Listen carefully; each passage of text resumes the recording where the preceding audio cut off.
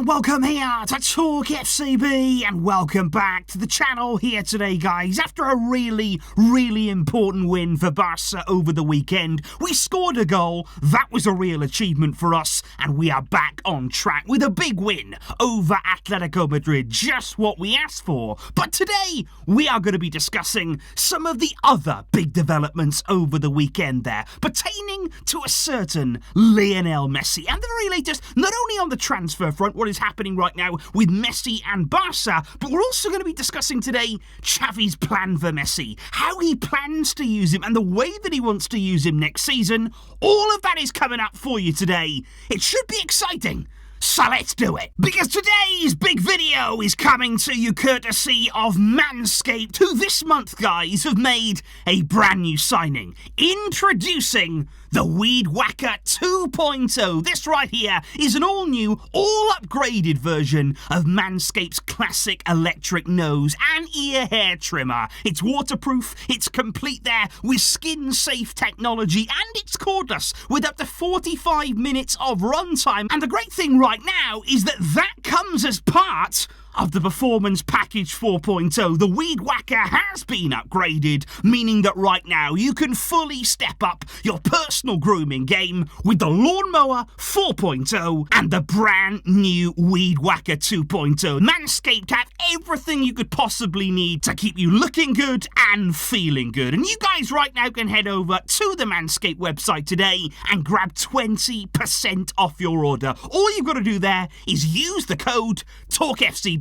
Use that at checkout for your discount. Delivery, super fast. These are top quality products, and I know that you guys will not be disappointed. And a big thank you indeed for all of you there who do go over to Manscaped and treat yourself to something nice. I really do appreciate that support. And a big thank you to Manscaped for helping out here with the videos. But if we do indeed kick off with Lionel Messi, what is happening right now on the Leo Messi front? Well, quite a lot, let me say that, because despite all of the transfer speculation right now surrounding Leo, he continued his excellent form. I've got to say, the past few games of PSG, he has been on fire, and on Saturday there, he provided yet another assist, which takes him there to 15 for the season in the league, along with 15 goals as well. Messi this season is perfectly balanced, and here's the thing, because after that game at the weekend for PSG, Messi and his family flew very promptly from Paris to Barcelona. Now look, that's not uncommon. We know full well they have a home in Barcelona that they're incredibly fond of, and we know they return very frequently to the city. However, there are apparently two different reasons, according to Gerard Romero, why this particular return was not their usual visit. This was something that was not routine for the Messi family, because number one, Romero says that on Saturday there, the Messi family arrived into the airport in Barcelona with 15 suitcases. Now, I don't know about you guys, if you go away on a short trip, if you pop back somewhere for a little while, I don't take 15 cases with me. I do struggle at times to pack light, but that is a lot of luggage. I think you would agree. And number two, Romero says, is that Messi there, who was accompanied by his family and also Pepe Costa, according to Romero, they tried to leave the airport in Barcelona via a secret exit, a secret door there, and Messi himself apparently was wearing a cap. They wanted to stay under the radar, not be seen by the media, by the press. Romero foiled that plan, but that's what makes this trip all the more interesting, given that they're usually very comfortable coming through the airport, being seen by the media. They pop back very frequently, like I say, throughout the season, but this time it was different there. It was a different approach. It was a different feel, and this looked like something with a view to being more permanent. Now, Messi's name was loudly chanted once again in the 10th minute at the Camp Nou on Sunday against Atletico Madrid, and every time that we hear it, I've got to say, those chants are incredibly special there, and I just think especially for him, I'm sure that he was watching on at home there, watching the game, seeing how we got on.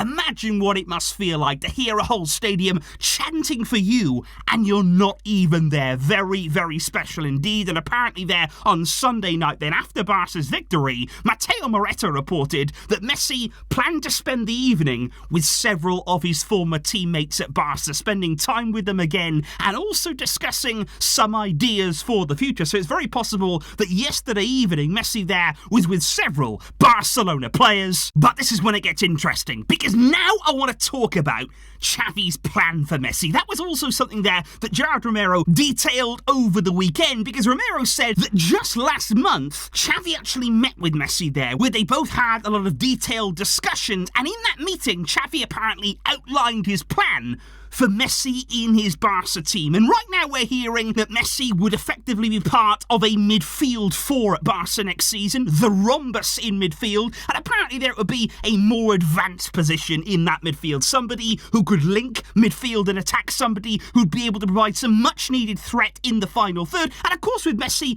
you've got several different options there to unlock a defence, whether it be with a defence splitting pass, whether it be a dribble that he conjured up himself, or by actually making a run there and getting on the end of something on his own. There are so many ways that Messi can break down a solid defence, but here's the interesting thing, because Romero says that also in that meeting, Xavi told Messi that he would have an important role in his squad. Of course, he would be an important player and he would be integral to the team in important games. But apparently Xavi told Messi he won't play every game. He will not be in the team for every single fixture, every single minute.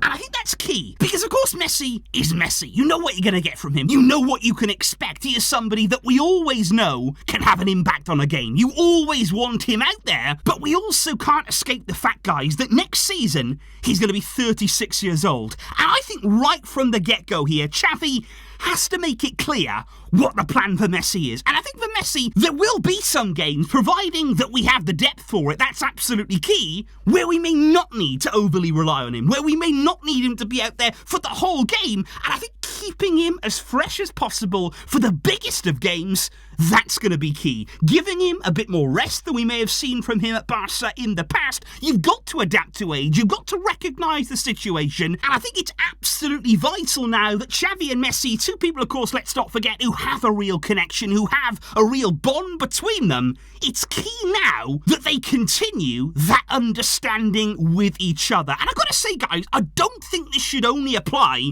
to Lionel Messi, by the way, looking at next season. We've already spoken about the fact that if Sergio Busquets renews at this club, Xavi's got to manage his minutes. Xavi has to make sure there that we're not just playing Busquets every single game. There's no way that should happen. And I think right throughout next season, there are going to be several really key decisions that Xavi has to make and must make for the sake of the team, because I would also mention Robert Lewandowski. I do wonder what we're going to see next season in terms of game time for Lewandowski, because I think right now, especially in 2023, if we'd have had the depth, if we would have had more options in attack, Lewandowski would have had to have sat out some of these games. There's no escaping that right now, guys. Not only to actually help him, I think he's needed that throughout the season so far, especially since the World Cup, but I think also if you're Xavi, you've got to send out a message. You've got to make it crystal clear, and this is maybe something we haven't been able to do in the second half of the season, but everybody has to earn their place. To do that,